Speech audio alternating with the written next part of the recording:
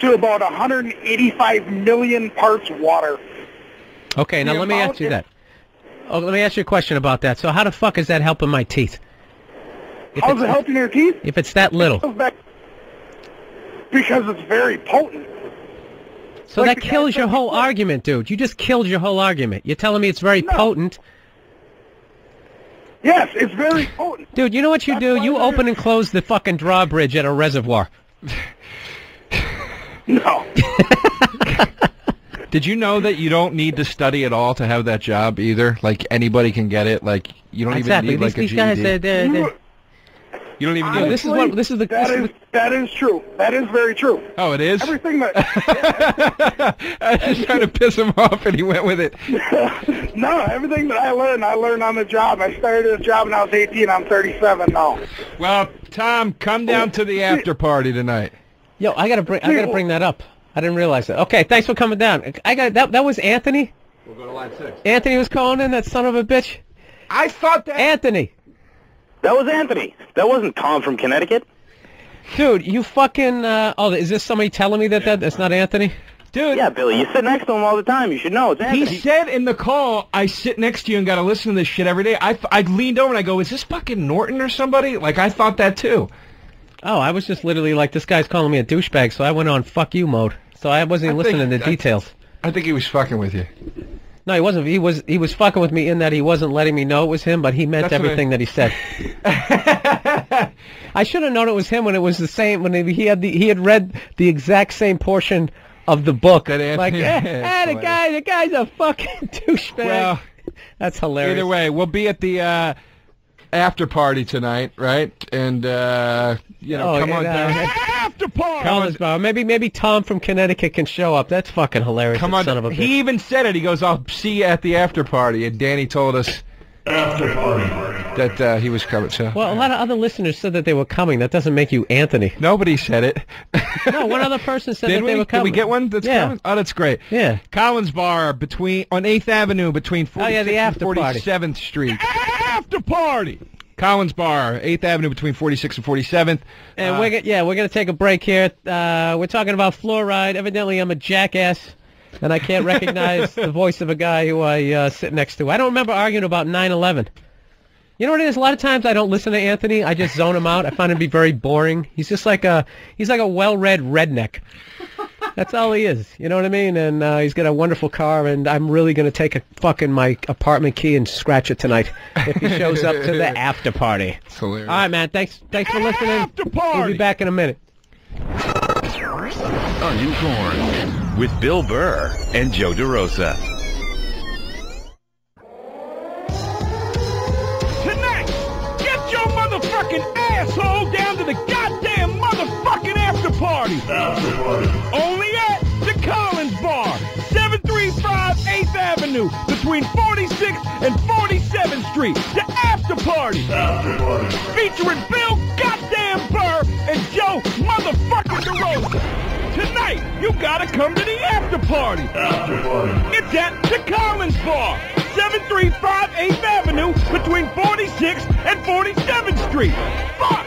There's gonna be beer, booze, pretzels, some music, hopefully, bathrooms, toilets and sinks in the bathrooms, probably some soap and paper towels in there too, running water, people of both sexes, hors d'oeuvres if they still serving food, and upstairs, a downstairs, a front door that you can use if you want to go outside to smoke, a back door that you're not allowed to, it's for employees only, all types of shit. Goddamn, tonight, the motherfucking after party. After party. Collins Bar, 735 8th Avenue, between 46th and 47th Street. Cocksucker!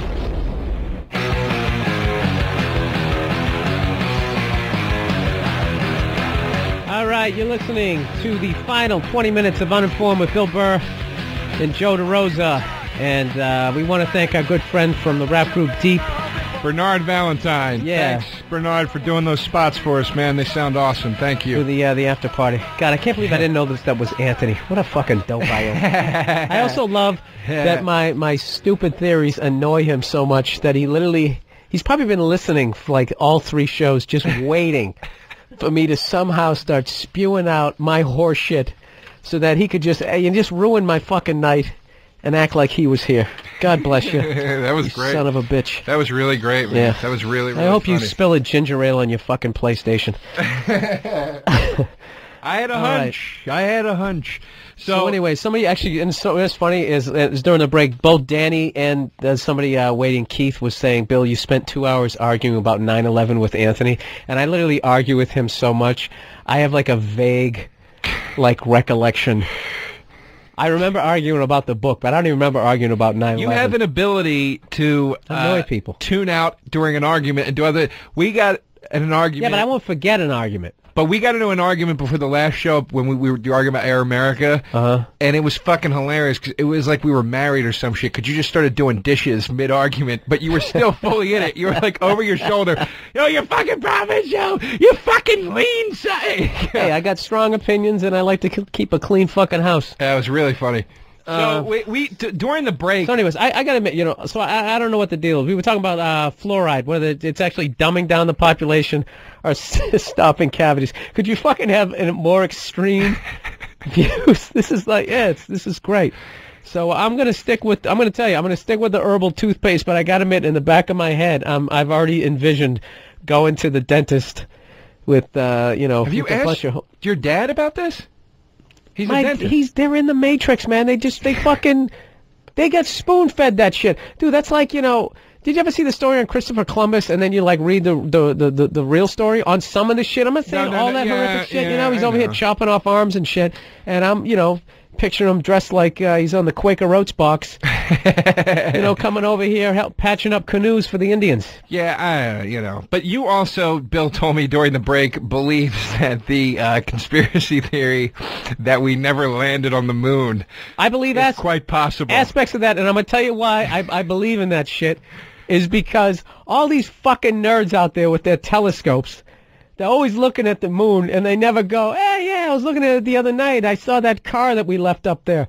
What? I saw the flag. I mean, if you can fucking see Pluto, you can see the goddamn, that fucking gremlin that we left up there, and you never see it. I don't know if you could see that. I don't know if... But you don't know that you couldn't. I don't know if the detail... that is the genius of this show, Joe. The detail of what you would see in the view... There's a guy called Jewish Monkey who agrees with me. Jewish Monkey. All right. Jewish Monkey, you've been hanging for a half hour, man. What's going on? What's your conspiracy theory? Well, first off, I'd like to say, if you're really worried about fluoride that much, why don't you stick with rainwater and clear alcohol? I'm working my way towards it. Your essence really isn't that worried. I started with toothpaste. Like, you ever see a fat fuck try to lose weight? He cuts out donuts first. This guy raises a great point, though, because it's like, and I'm not saying that you're worried about it, but it's such a dumb thing to worry about for the people that are actually concerned about this. I had this discussion when I was in college with my roommate. He was an airbrush artist at a amusement park, and I was like, dude, I got to quit smoking because it's bad for me. And he was like, dude, I'm an airbrush artist. The fumes that I breathe in every day could easily give me cancer. That's why I got to wear that little fucking, that little paper fucking Michael Jackson mask thing. Right. He's like, dude, anything's going to get you. There's so much detrimental shit out there that you're ingesting at all times. And just because it doesn't have a big fucking warning on it doesn't mean it's not bad. And why would you think I don't understand that? But I'm not saying that you worry about fluoride like this. What I'm saying is the people that are getting that wrapped up in this, that are like, oh my God, we've got to stop it. It's ridiculous. Nobody, dude, first of all, nobody is. No, that's not true. About fluoride. You go out in bars and that's what people are talking about? That sounds like a bad entertainment. The conspiracy everybody's talking about, whenever celebrities break up, there'll be like the relationship everybody's talking about. You're like, nobody's talking about that. Beyonce did a fluoride ad, and I don't know. All right, so evidently, all right. People think. What about the moon, though? I want to hear if anybody else agrees with Bill's harebrained idea that the moon was never. First of all, it's not my idea. There's plenty of books on it. No, this is my deal. Inherently, I don't trust people. I just don't. I think they're full of shit, and I think, people... I just listen to the bullshit that comes out of my mouth. Half this fluoride shit I'm talking about, I don't know what the fuck I'm talking about. Now, why do I believe some guy, just because he's got a fucking lab coat on, I'm supposed to listen to this guy? He's not the guy running the shit. They're all... Like, you look at the president, dude, you can't get mad at George Bush. That guy, that's like getting mad at Jennifer Aniston because there's a bad episode of Friends. She's not writing this shit. I understand that, but the other side of that argument, you got the guy in the lab coat, then the other side of the argument is the hippie guy that lives in the commune that won't eat bread and wraps all his sandwiches in lettuce. It's like, it's both. That's the problem with these fucking things, is either side of it is plausible, but at the same time completely fucking insane. You know what I mean? Dude, do you think I don't know what I mean? I'm absolutely. I know, right. Dude, you think I don't realize how fucking nuts it is that I went to some fucking place to buy herbal toothpaste? Where did you buy that? What kind of... You know what? I gotta be honest with you. Yeah, I never look at signs.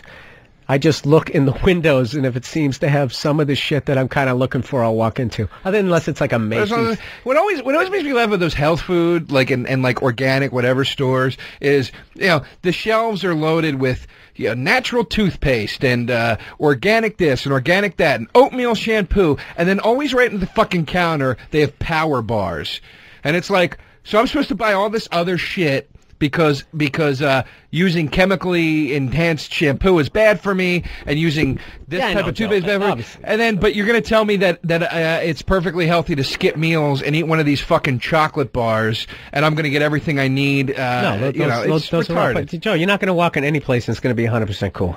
Okay? I'm just saying they're trying. I mean, this is you talking. You don't even have any shoulders, Joe. If anybody should be going into that fucking health food... What is a vitamin you take to get... It's not that he lacks the shoulders, it's the what is that muscle that comes down from your neck? Yes, the trapezius. Yeah, the trapezius. My mommy calls it character. All right, whatever. Fuck the conspiracy. Did anybody... Evidently, it's me and that one guy from Germany. Do you think I read another one in this book, this Rough Guide to Conspiracy Theories, that they... actually know how to make an eternal light bulb that would last for forever. That would last just forever, but they won't release it because then the big light bulb companies would go out of business. Absolutely. Why would you put yourself out of business? But do you believe that they actually know how to make an eternal light bulb? If you could invent a mannequin that could go out and do your fucking act, would you do it? You don't get paid. No. He gets all the fucking pussy. I understand the logic of that mannequin just banging away with an awful striped sweatshirt on. What is your beef with this thing? Joe, I'm just trying to keep the flow going here.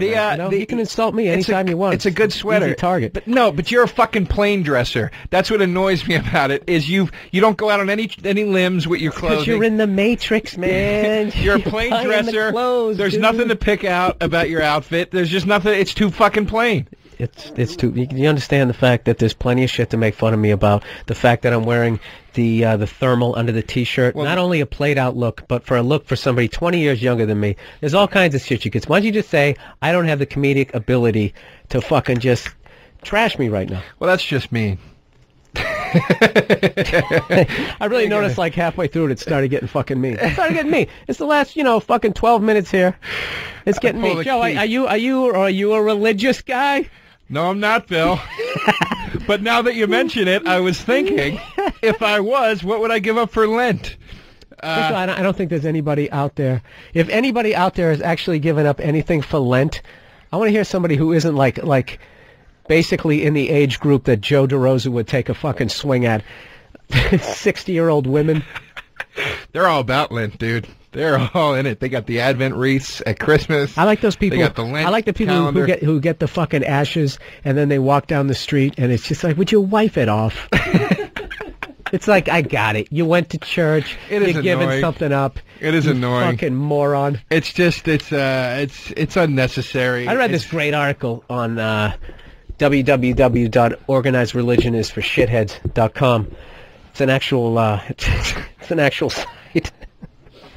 No, I think anybody who's into organized religion, you're a moron. If you're going there and you're just listening to some fucking dude, and it's like, they just sit there and they talk about the afterlife and what the fuck's gonna happen, and they've never been dead. It's like, dude, Why would you sit there and listen to that? That's like listening to a guy talk about what it's like to drive in the Indy 500, and, you know, he pulls up on a bicycle, and he's 8. Well, I mean,